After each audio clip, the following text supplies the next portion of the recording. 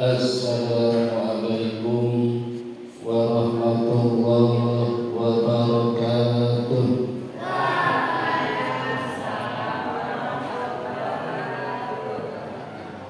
Alhamdulillahilladzi hadana lihada wa ma kunna linahtadiya laula an hadanallah. Asyhadu an la ilaha illallah wahdahu la syarika lah wa asyhadu anna Muhammadan abduhu wa rasuluhu la nabiyya ba'dah. Qala Allah ta'ala fi kitabihil karim, a'udzu billahi minasy syaithanir rajim. Ya ayyuhalladzina amanu taqullaha haqqa tuqatih wa la tamutunna illa wa antum muslimun. Shadaqallahul adzim. Syukur, alhamdulillah, sekalian sholawat mari kita panjatkan kehadirat Allah Subhanahu wa ta'ala dan Nabi Muhammad sallallahu alaihi wasallam.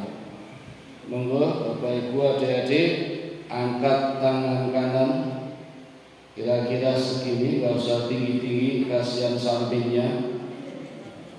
Tempelkan di depan dada sebelah kiri. Pastikan bisa merasakan denyut jantungnya. Kalau normal pasti jantungnya berbunyi Allah, Allah, Allah. Nek boten berarti boten normal. Biasanya adik-adik ulangan nontek itu jantungnya deg deg deg deg deg deg deg deg itu konangan. Nek sing sering selingkuh deg deg deg deg deg di konangan. Monggo dicek piyambak. Sekarang pejamkan mata seperti saya. Tarik nafas panjang-panjang pakai hidung. Tahan sebentar. Keluarkan dikit-dikit pakai mulut. Tarik lagi dalam-dalam pakai hidung. Tahan sebentar. Keluarkan pakai mulut dikit-dikit. Ulangi lagi.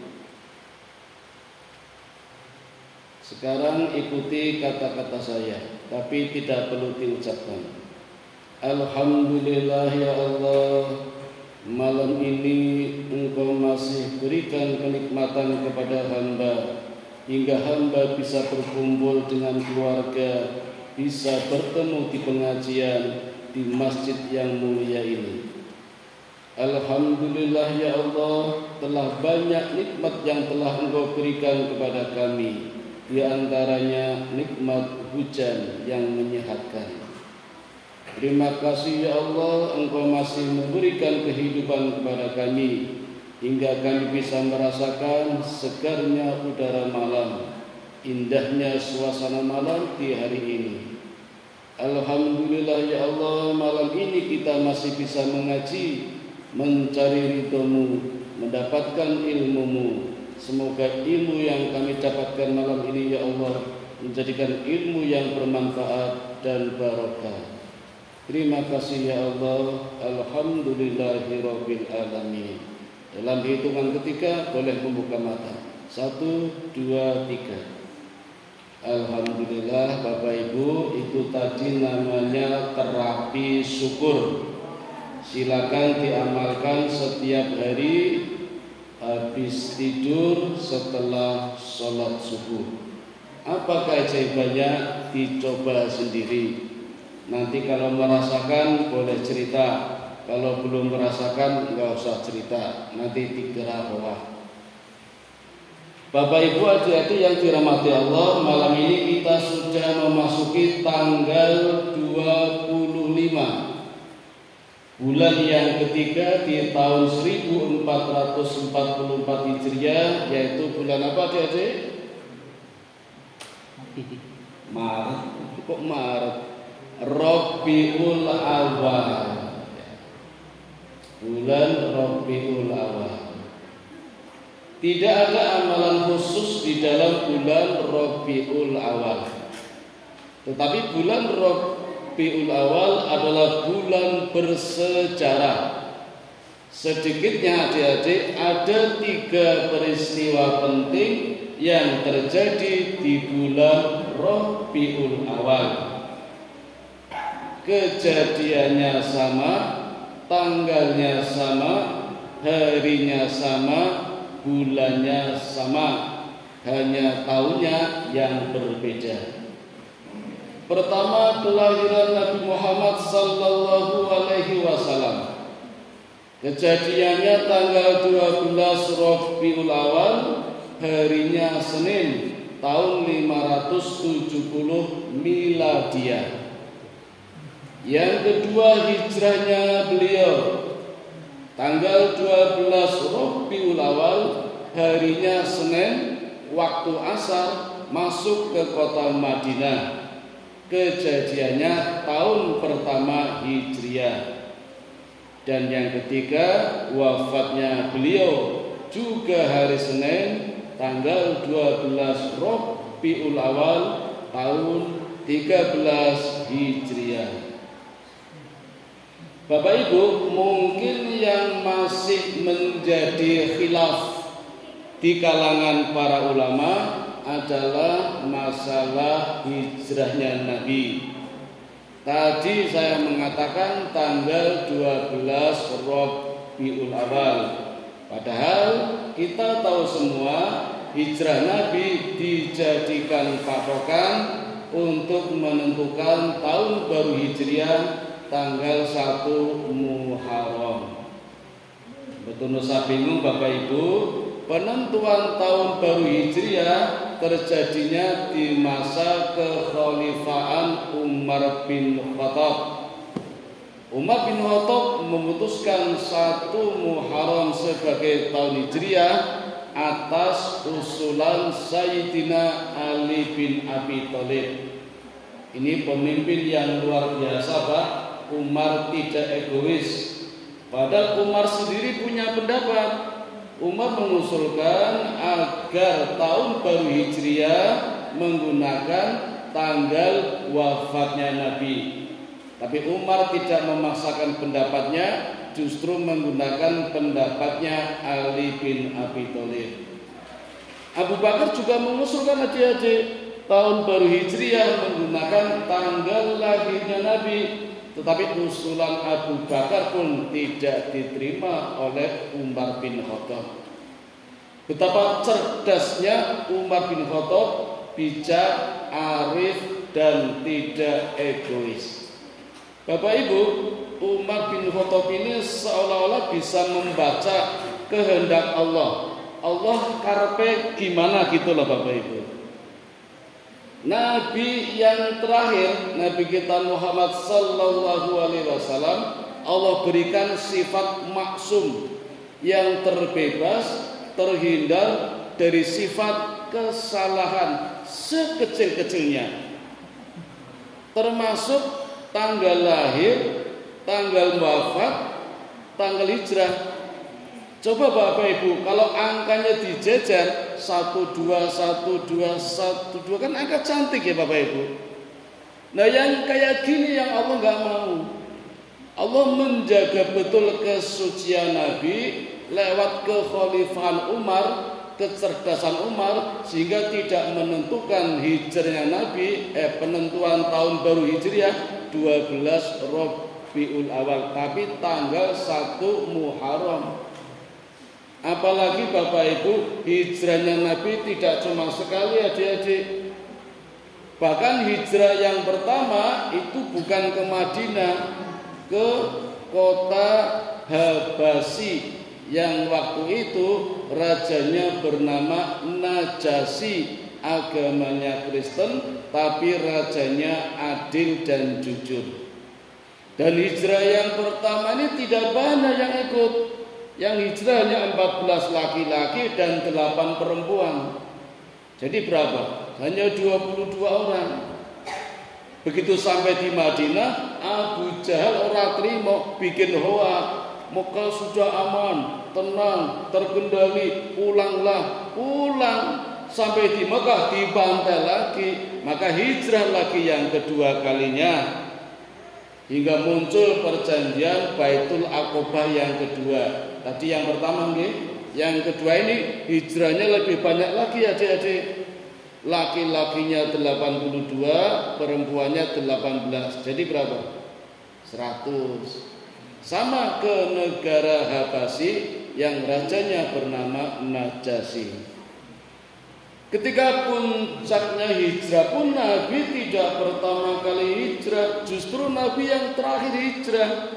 Nabi tahu betul yang dikejar-kejar adalah beliau. Kalau hijrahnya bareng-bareng sangat membahayakan umatnya. Umatnya diselamatkan dulu, hijrah duluan, Nabi belakangan menghadang mara bahaya. Itulah pemimpin yang mulia. Beda dengan pemimpin-pemimpin sekarang, menyelamatkan diri dulu, rakyatnya dipakake. Kaya catur niku lho, Pak, piyone dinteken iki.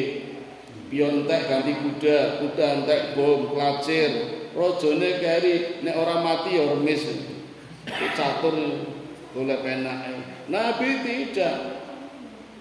Nah itu masalah hijrah. Dulu sudah pernah saya sampaikan Bapak Ibu.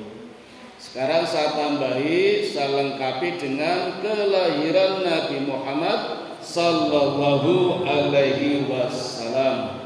Yang kelahirannya Bapak Ibu sangat ditunggu-tunggu, terutama oleh orang-orang Bani Israel. Kenapa orang Bani Israel sangat menunggu-nunggu lahirnya Nabi yang terakhir? Waktu itu belum tahu namanya, Pak. Ya nanti yang lahir Muhammad belum tahu, Bu. Pokoknya orang-orang Israel sangat menunggu-nunggu akan lahirnya Nabi yang terakhir. Orang Israel ini Bapak Ibu mendiami kota Madinah. Ada 3 Bani. Bani Koinuko, Bani Quraidah, Bani Nadir. 3 Bani Pak, 3 Bani ini terima menetap di Madinah ratusan tahun. Tidak mau hijrah ke kota atau negara yang lebih makmur. Ketika itu yang lebih makmur, paling makmur adalah negara Syam. 3 Bani ini nggak mau hijrah, terima menetap di Madinah. Yang waktu itu Bapak Ibu, Madinah itu namanya Yasrib. Dan kota yang penuh dengan penyakit, penuh dengan virus, namanya Hamai Yasrib. Jadi sebelum Madinah dulu namanya Yasrib. Kotanya banyak penyakit, banyak virus, namanya Hamai Yasrib. Nek zaman saiki virus corona Bapak Ibu. Jadi nggak usah kaget kalau kemarin kita terjangkit corona 2 tahun. Madinah ratusan tahun, Bu, tapi dulu namanya Hamai Yasrib. Oke, orang tahun bergelimpangan. Yasrib itu ratusan tahun itu, luar biasa itu. Ya. Trimo tinggal di Hamai Yasrib karena sangat berharap akan lahir Nabi yang terakhir di Madinah. Di kitabnya orang Yahudi sudah ada, kitab tanah, kitab Taurat juga ada. Nanti akan lahir bayi sebagai nabi terakhir yang bernama Ahmad. Tanda-tandanya akan muncul bintang Ahmad, namanya Najmu Ahad. Itu sudah menunggu ratusan tahun. Nah Bapak Ibu, 50 hari menjelang kelahiran Nabi, kota Mekah diserbu oleh pasukan gajah. Jumlahnya 1000, dipimpin oleh Raja Abraha Asram, menggunakan kuda gajah terbesar, namanya Gajah Mahmud. Ya. Ini mumpung ada anak-anak, namanya Gajah Mahmud. Maka di film-film animasi gajah purba namanya Gajah Mamut. Itu dari kata Islam Mahmud itu dipakai gajah mamut, gajah purba. Ya gajahnya seperti itu yang ditunggangi Abraham. Belum masuk Mekah, pasukan gajah ini dihancurkan oleh Allah. Allah mengirim pasukan burung ababil yang membawa batu kerikil dari neraka, dilemparkan ke pasukan gajah. Terjadinya sebelum masuk kota Mekah di daerah Wadi Mu'asir, Wadi Lembah Mu'asir, pengepungan, lembah pengepungan. Di situ Allah menghancurkan pasukan gajah dengan cara mati pelan-pelan, seperti daun yang dirigiti ulat. Coba Bapak Ibu, malah menyakitkan toh. Mending kena gempa mati, banjir kali mati rampung. Niki digrigiti sithik-sithik kaya godhong dipaulut, malah lara toh. Cobi Bapak Ibu lara mrateli mulai saka rambut, sikil, jenggak malah lara toh niku. Seperti itu Allah mematikan orang-orang yang hendak menghancurkan Ka'bah. Jadi Allah itu kadang nggak perlu mengirimkan pasukan, nggak perlu mendatangkan musibah, banjir, kadang nggak perlu. Seperti Raja Namrud yang hidup di masa Nabi Ibrahim, Allah mematikannya hanya dengan seekor lalat kecil yang masuk ke dalam hidungnya, masuk di kepala, ke otak, muter-muter selama 3 hari. Jadi Namrud 3 hari itu nggak bisa apa-apa, hanya garuk-garuk kepala, tangan, kaki, badan sampai menggelepar jatuh, dan hari yang ketiga bersimbah darah. Di hadapan rakyatnya yang menyembah Namrud sebagai Tuhan, dari hidungnya keluar lalatnya itu. Lalatnya hidup. Sehingga rakyat mengatakan, wah Tuhan kita mati oleh lalat. Coba bayangan Ibu, Tuhan mati hanya oleh seekor lalat. Begitulah Allah menghancurkan orang-orang sombong. Ya mungkin termasuk negara kita, Allah kirimkan makhluk yang hampir tidak kelihatan, yang namanya virus corona, do bergelimpangan kabeh. Gak perlu dengan perang itu. Nah Bapak Ibu, begitulah Allah menjaga kota Mekah, kota yang paling aman. Ya, makanya Allah berfirman di dalam surat Atin, wattini wazaituni wa turi sinin wa hadzal baladil amin. Demi buah tin dan buah zaitun. Kita Bapak Ibu, seringkali kita mendengar wattini, demi buah tin. Bapak Ibu, adik-adik, ternyata buah tin itu banyak hidup di sekitar tempat tinggalnya Nabi Nuh alaihi salatu wassalam. Ada apa ini? Nabi Nuh Bapak Ibu, Nabi yang bergelar Abu Bashar Sani, bapak manusia yang kedua. Yang pertama siapa? Adam. Tapi Allah hancurkan semua ketika banjir bandang di zaman Nabi Nuh, sehingga ganti generasi, dan generasi ini dilahirkan, diprakarsai oleh Nabi Nuh alaihi salatu wassalam. Jadi seolah-olah Nabi Nuh ini penyangga yang siap menyambut hadirnya Nabi yang terakhir, Nabi Muhammad sallallahu alaihi wasallam. Ajarannya pun sama. Apa wasiat Nabi Nuh untuk kita Bapak Ibu? Sebelum meninggal, Nabi Nuh berwasiat, namanya wasiat agung. Kata Nabi Nuh, kerjakan 2 hal, tinggalkan 2 hal. Apa kerjakan yang 2 hal?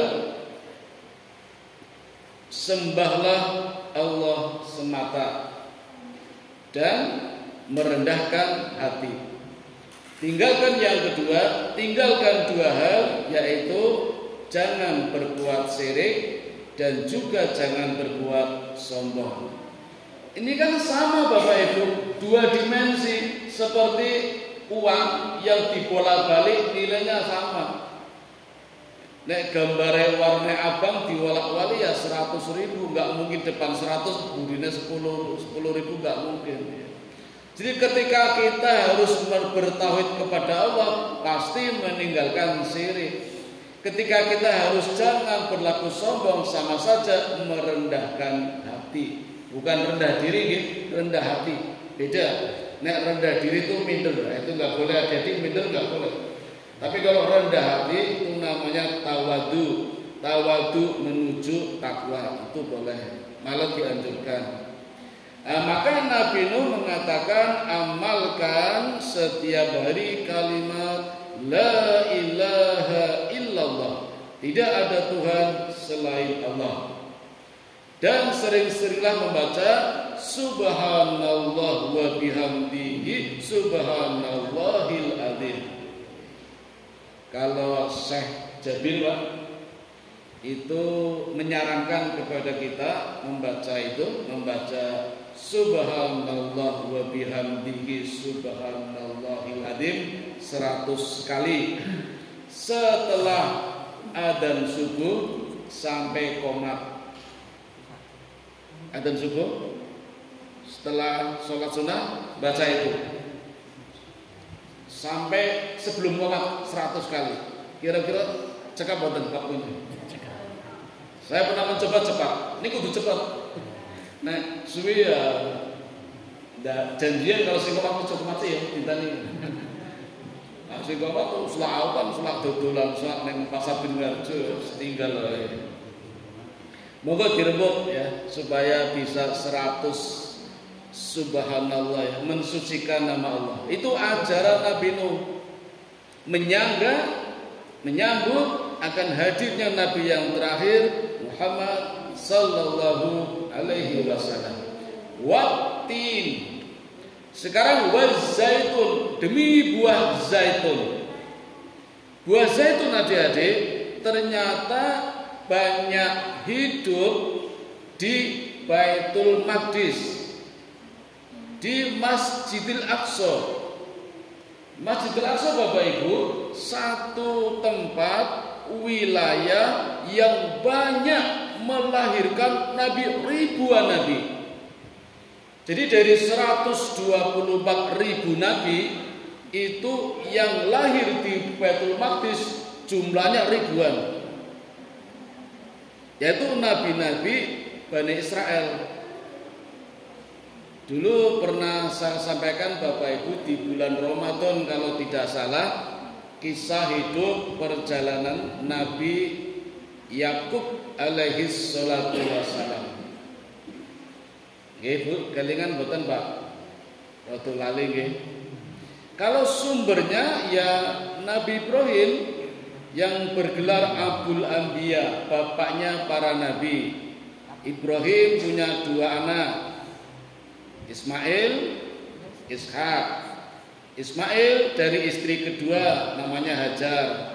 Ishak dari istri pertama namanya Sarah. Nah Bapak Ibu, Nabi Muhammad ini nasabnya keturunannya Nabi Ismail. Orang-orang Yahudi nggak suka, nggak terima kalau Nabi terakhir adalah Nabi Muhammad karena nasabnya adalah Nabi Ismail. Nabi Ismail Bapak Ibu menurut orang Yahudi adalah anaknya Hajar. Hajar itu Pak budak. Dulu pernah tak ceritakan ketika Ibrahim sama Sarah hijrah ke Mesir. Nah di sana bertemu dengan raja yang dolim. Rajanya takluk oleh Hajar, kemudian Hajar diberi hadiah seorang wanita. Sarah diberi hadiah seorang wanita namanya Hajar. Itu budak Bu. Walaupun sebenarnya bukan budak Pak, anaknya raja yang kalah berperang terus dijadikan budak, disandra dijadikan budak. Jadi bukan budak, anak raja. Tapi orang-orang Yahudi menganggapnya budak.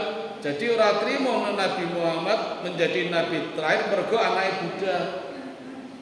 Karena orang Yahudi Pak, nabi yang terakhir ya keturunannya Nabi Ishak.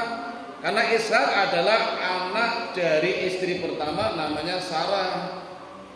Karena katen Bu, ning ora trimo sampai sekarang. Makanya orang Israel membuat perseteruan dengan Palestina, di antara alasannya itu alasan nasab, alasan sejarah. Padahal Bapak Ibu, Ishak kan anaknya dua, Ais sama Yakub. Nah, Ais itu nanti melahirkan nabi-nabi Eropa. Jadi di Denmark, Swedia itu juga ada nabi itu. Keturunannya Ais orangnya tinggi-tinggi, kulitnya merah, bulunya kuning, tebal. Orangnya keras, kasar, hobinya berburu. Berburunya tahun-tahun, berburu singa, berburu beruang. Sedangkan Ayub badannya kecil, juga berburu, tapi berburu yang kecil-kecil, kelinci, yang kecil-kecil. Dan lebih suka di rumah, ngoncone ibune masak. Jadi Yakub itu hobinya masak gitu. Ais nggak bisa masak, paling iso gawe indomie rebus. Saiki. Nah, makanya Bapak Ibu, ketika Yakub akan dibunuh Ais kan disuruh hijrah. Ketika hijrah itu perjalanannya dilakukan malam hari, karena siang hari nggak kuat, Yakub nggak kuat panas Pak. Jadi malam hari. Makanya Yakub bergelar Israel dari kata Isra. Kalian tahu Bapak Ibu peristiwa Isra Mi'raj? Surat Al-Isra ayat pertama. Subhanalladzi asra bi abdihi lailan minal masjidil haram ilal masjidil aqsa. Maha suci Allah yang telah memperjalankan hambanya Isra. Nah, Nabi Yakub perjalanan hijrah itu malam hari, maka diberi gelar Isra. Il itu Allah, Allah memperjalankan Yakub hijrah di malam hari, maka Nabi Yakub juga bergelar Israel. Jadi kalau mendengar kata-kata Israel, itulah Nabi Yakub, nama lainnya Israel. Nabi Yakub Bapak Ibu istrinya 4, anaknya 12. Di dalam kitab Yahudi tambah satu lagi perempuan. Nah, dari anak yang 12 ini menurunkan banyak nabi itu. Ya, mulai dari Lewi, nanti ada Nabi Zulkifli, Nabi Ayub, nanti ada Nabi Yusuf. Wah, itu jumlahnya ratusan ribu nabi Bapak Ibu. Itu kebanyakan di Baitul Maqdis, tempat yang banyak hidup buah zaitun. Ini luar biasa ini. Ya. Untuk lahir seorang nabi saja Allah bersumpah wattini wazaitun, demi buah tin dan buah zaitun.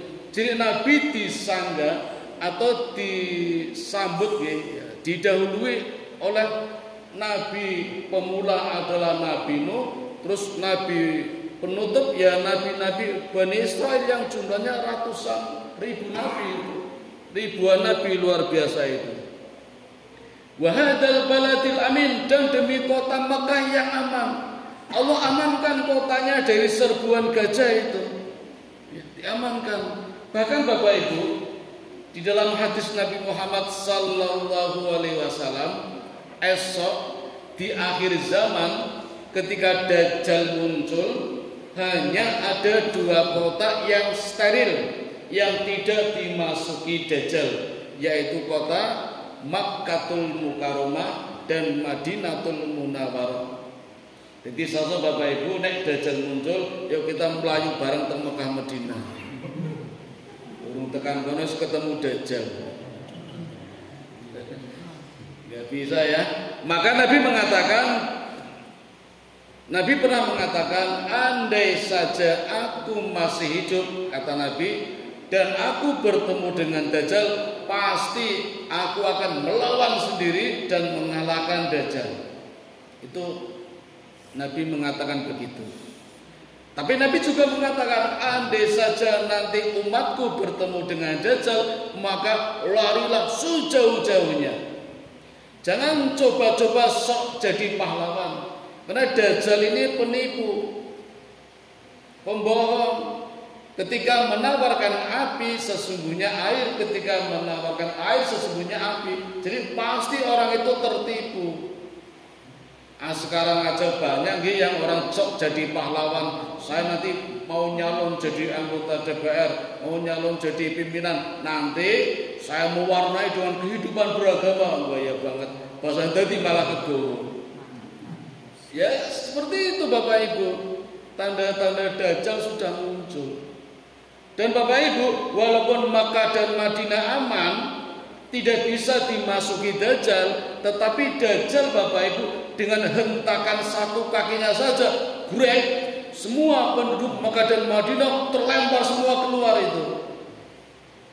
Saat keluar itu, Dajjal menginjak-injak mati kabeh itu. Itu digambarkan dalam hadis begitu. Tapi Allah mengamankannya dengan mendatangkan Nabi Isa yang sekarang masih hidup. Ya. Dikabarkan ada 4 nabi yang masih hidup. Nabi Isa, Nabi Zulkifli, Nabi Idris, dan Nabi Khidir.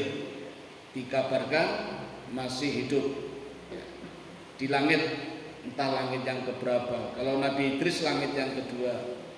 Esok Allah turunkan Nabi Isa untuk menghadapi Dajjal. Begitu Bapak Ibu, akhirnya pada hari hanya detik-detik kelahiran Nabi Muhammad sallallahu alaihi wasallam, paman Nabi yang bernama Abdul Muthalib sangat sibuk sekali. Betapa sibuknya? Karena sudah tidak punya anak. Abdullah Bapak Ibu. Jadi Abdul Muthalib merawat Aminah, ibunya Nabi yang sudah tidak punya suami. Karena Nabi Muhammad itu dalam kandungan Aminah ibunya 6 bulan itu sudah tidak punya bapak. Aminah ibunya Nabi Muhammad ya adik-adik ya, hamil 6 bulan, hamil Muhammad, itu bapaknya sudah meninggal. Coba bayangkan Bapak Ibu, 6 bulan dalam kandungan sudah yatim, sudah nggak punya bapak. Jadi kalau ada di antara kita seperti itu, Nabi Muhammad sudah ada contohnya. Betapa sedihnya di dalam kandungan saja sudah yatim, tidak punya bapak. Sehingga Abdul Muthalib, bapaknya Abdullah atau kakeknya Muhammad, merawat Aminah. Ya sekedar sisi panggil Bapak Ibu, Abdullah itu anak yang ke-10 Pak. Jadi Abdul Muthalib punya anak laki-laki 10, laki-laki semua. Dulu pernah berjanji, kalau nanti lahir laki-laki yang ke-10 akan aku persembahkan kepada dewa, akan disembelih. Kan dulu belum Islam Pak Abdul Muthalib, dulu belum Islam. Nah ternyata lahir betul anak yang ke-10 laki-laki namanya Abdullah. Rupanya rupawan, Abdul Muthalib kepencut, nggak tega kalau mau menyembelih dipersembahkan kepada dewa. Lalu pergi ke dukun minta syarat bagaimana kalau tidak disembelih.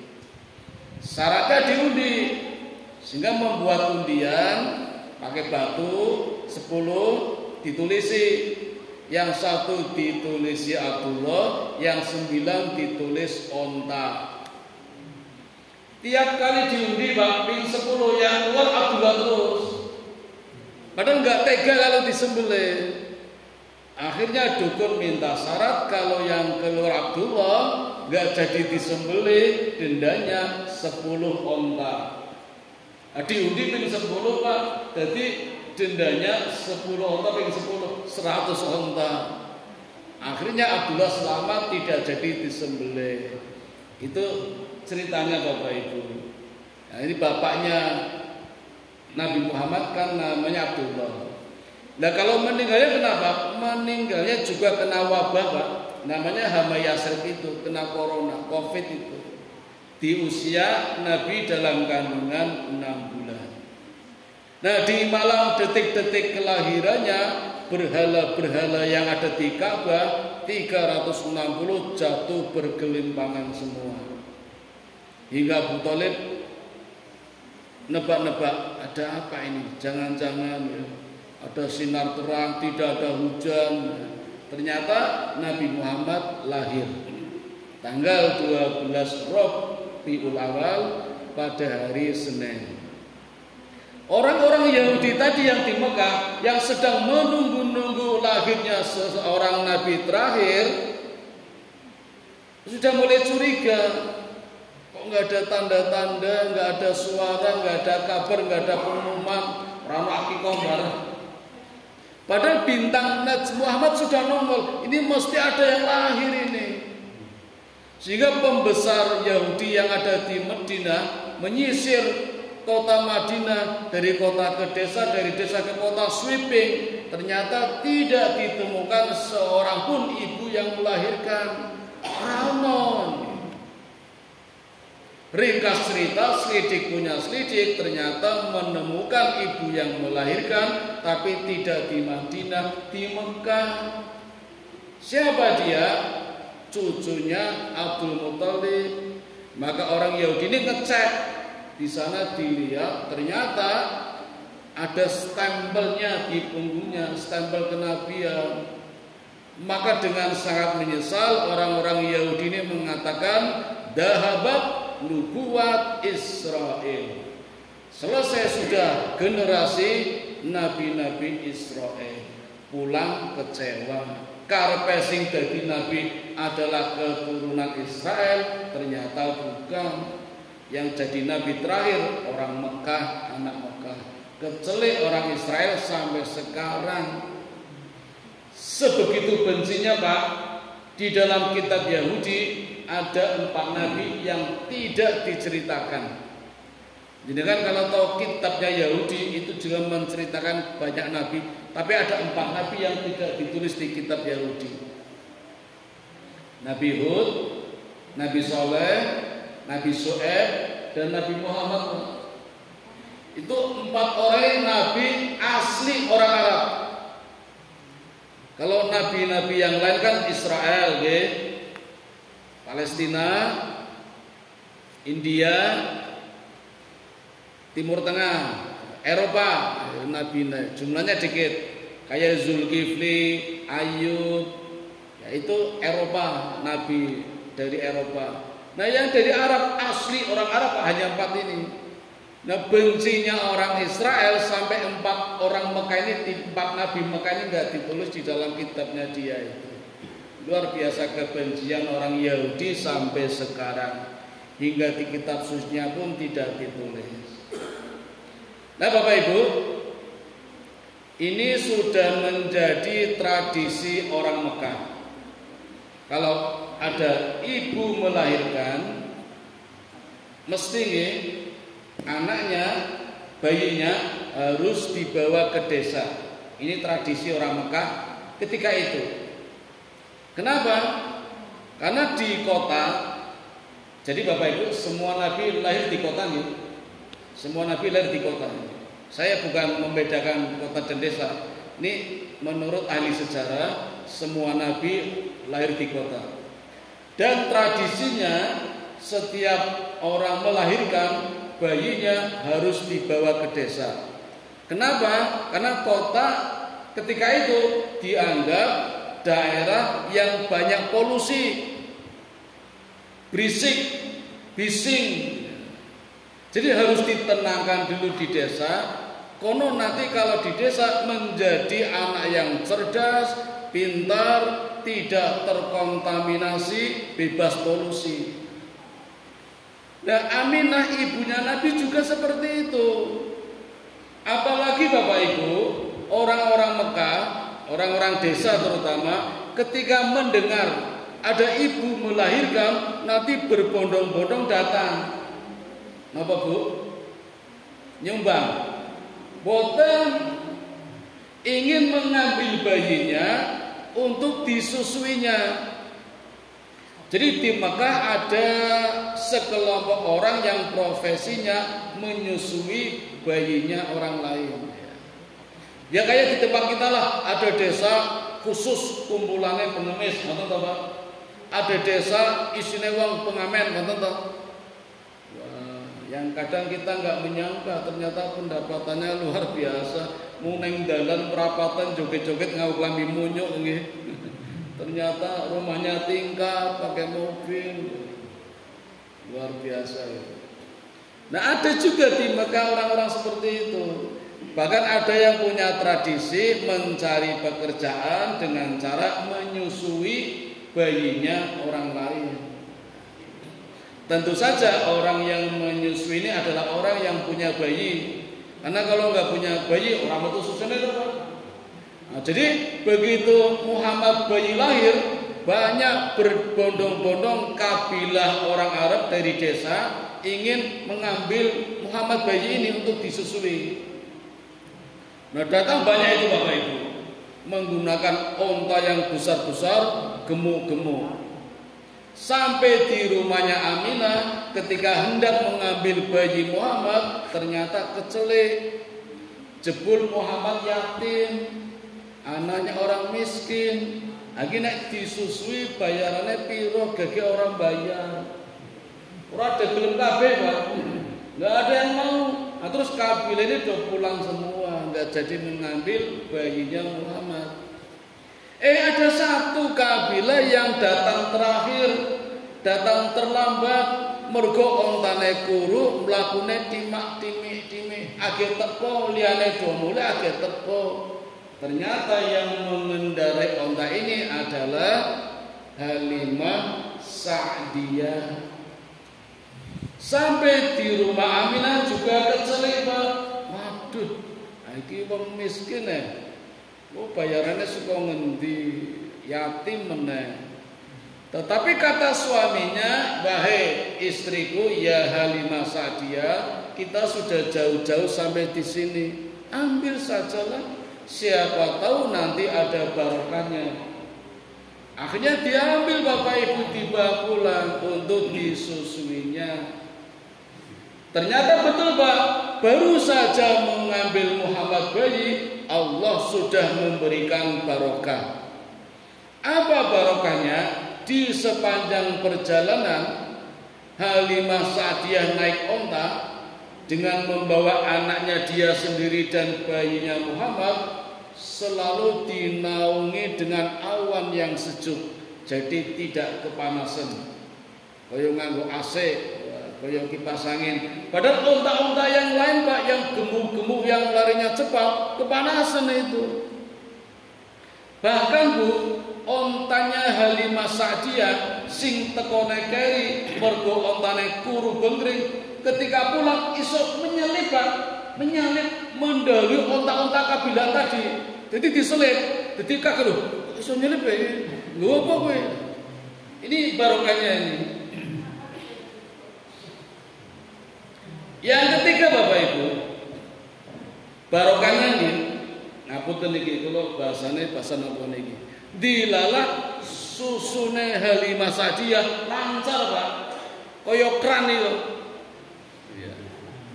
Dan bayinya Muhammad itu lucu Pak, nggak mau memilih susu yang kiri, yang kanan mesti.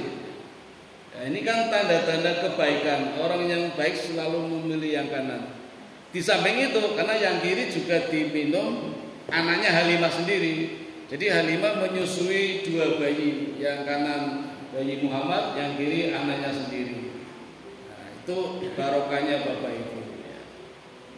Itu di masa bayi ya. Ringkas cerita mulai besar ya, anaknya 2 tahun dikembalikan kepada Aminah, Aminah yang melanjutkan menyusui.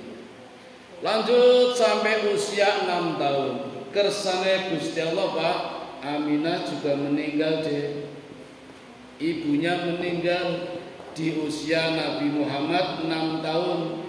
Jadi 6 bulan dalam kandungan Aminah Muhammad yatim, 6 tahun dimomong Aminah, ibunya meninggal yatim piatu sudah. Terus dimomong kakeknya Abdul Muthalib. Abdul Muthalib momong 2 tahun meninggal. Terus dimomong Abu Thalib paman Nabi. Dalam sejarah Bapak Ibu, Abu Thalib tetap berada dalam agama non-muslim, tetapi sangat baik, sangat cinta kepada Nabi. Bapak Ibu, di usia anak-anak 6 tahun, Nabi berbeda dengan anak-anak kecil yang lain.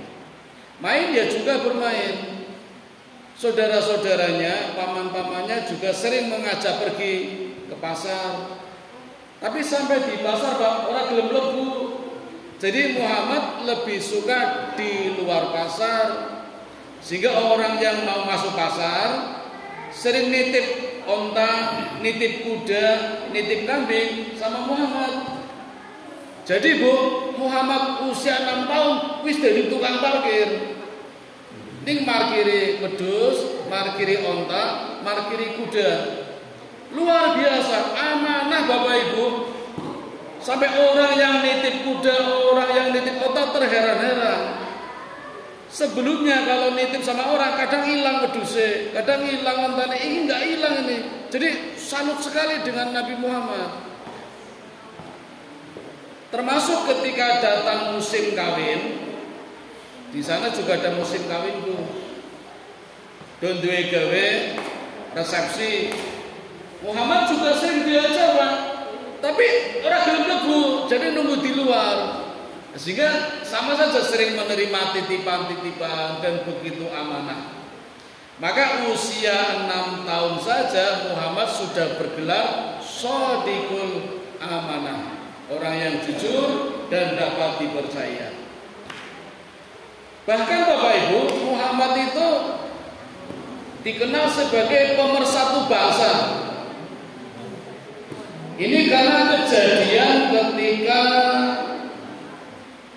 orang berebut untuk meletakkan Hajar Aswad di Ka'bah. Hampir bertempur Pak. Akhirnya rembukan siapa yang berhak meletakkan Hajar Aswad di Ka'bah. Ada yang mengusulkan yang berhak adalah orang yang nanti masuk dari pintu timur. Kita tunggu siapa yang masuk. Ternyata yang masuk dari pintu timur adalah Muhammad. Maka Muhammad inilah yang berhak masuk untuk meletakkan Hajar Aswad di Ka'bah. Nah, pinternya Muhammad adik-adik, Nabi tidak meletakkan sendiri dengan menggunakan kain Ka'bah, kiswah. Semua kepala suku diminta memegang kainnya. Ada yang memegang pojoknya, sudutnya, pinggirnya. Jadi ngangkatnya bareng-bareng. Nah, peristiwa inilah yang menjadikan Muhammad dianggap sebagai orang pemersatu bangsa, calon pemimpin. Ini sudah kelihatan di masa mudanya.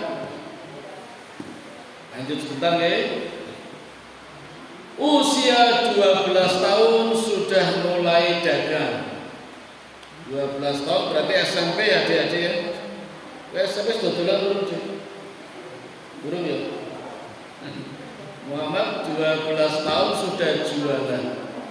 Dan luar biasa jualannya. Kalau kita pakai cara Nabi Bapak Ibu tidak akan rugi, pasti untung. Karena caranya begini.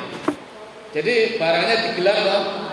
Orang mau beli, Nabi cuma bilang gini, iki kacamata aku kulane 30.000, arep ngai batik kula pinten.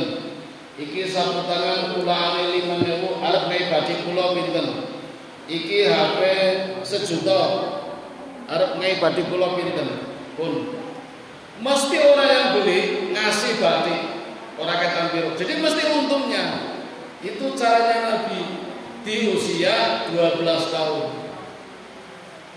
Sampai-sampai orang yang terkaya di daerah ketika itu, namanya sinten Bu? Khadijah Pak. Janda kaya, 3 kali sudah janda. Kayak Dewi Persik nih. Dewi Persik 3 kali janda Pak. Ini komennya jangan orang gendang. Mergo Rizky Bilar KDRT Dewi Persik komennya apa Pak? mendingan punya suami 3 kali tapi tidak pernah menyakiti daripada punya suami sekali menyakiti. Menjadi positif. Khadijah itu janda 3 kali janda, tetapi kekayaannya Pak lebih kaya dibandingkan seluruh pemuda-pemuda yang kaya. Jadi kalau di Mekah pemuda-pemuda kaya dikumpulkan masih kalah dengan kekayaannya Khadijah. Melihat kejujuran Nabi, waktu itu belum jadi Nabi gitu. Khadijah menguji, coba tak modali, mau apa tidak? Nih Bapak Ibu, kalau di tempat kita ada orang sukses kemudian dimodali, biasanya bareng modal terus lepas gawe dhewe. Banyak. Napa niku? Sing teng Sami Jaya terkenal napa niku? Ngarepe Sami Jaya wonten napa dodolan napa niku?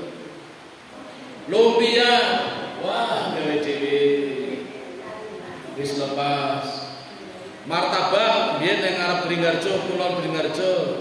Lepas, ganti meneh gawe dhewe. Bapia dadi akeh banget. Muhammad tidak. Ketika mau dimodali, tanya sama pamannya, wahai pamanku Abu Thalib, ini mau dikasih modal sama Khadijah sama juragan, diterima apa tidak? Konsultasi Bapak Ibu, nanya sama pamannya itu. Orang mentang-mentang sukses pelaku dewe mau tentang kon. Ketika pamannya mengatakan terima saja karena engkau amanah, maka diterima, sukses. Sampai-sampai Bapak Ibu Khadijah kepencut, minta tolong sama pembantunya, coba dicek, ditanyakan Muhammad niku tasih jomblo wis duwe. Ora langsung takut masa perempuan nembak laki-laki, gengsi, juragan meneh. Jadi nanya lewat pembantunya yang bernama Maesarah. Bapak Ibu, ini kalau tidak membaca sejarah tidak tahu kalau Maesarah ternyata laki-laki. Namanya perempuan, orangnya laki-laki. Di kampung mriki wonten jenenge Maesarah.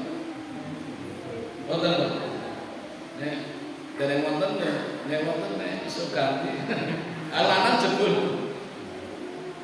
Jadi di dalam bahasa Arab kalau ada tak marbutoh, Maesarah kan ada tak marbutoh. Itu nama perempuan, tapi laki-laki terkecualian. Sama dengan Tolha, Tolhatu itu nama perempuan, tapi orangnya ternyata laki-laki. Kebalikannya sama Hindun, Pak. Hindun itu nama laki-laki, tapi ternyata perempuan. Istrinya Abu Sofyan, Pak.